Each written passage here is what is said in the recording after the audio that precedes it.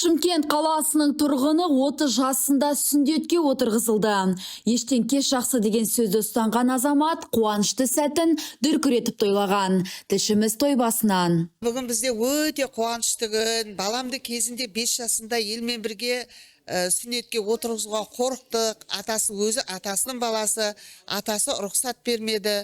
Сөйтіп жүргенде мектеп, университет, сөйтіп жүргенде 30-ға келіп қатын алам дегесін, қой деп баламды осы сүннетке отырғызуға зорға көндірдік. Мінекей сондай өте қуанышты күн. Өзім банкте жұмыс жасаймын.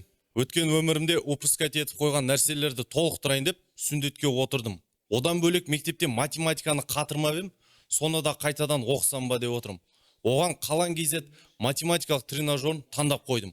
Қалан KZ тренажері оқушыларға арналған Орта Азия бойынша номер 1 курс қой. Еще әр есеп шығарған сайын ақша береді. Піштірген кезде де ақша береді, бірақ мынау жаман ауыртады екен да. Лучше Қаланда есеп шығарып, ақша тауып жүрейін деп шештім. Тамара Түшкіргенова, Перизат Піштіргенова, ПТК арнасы.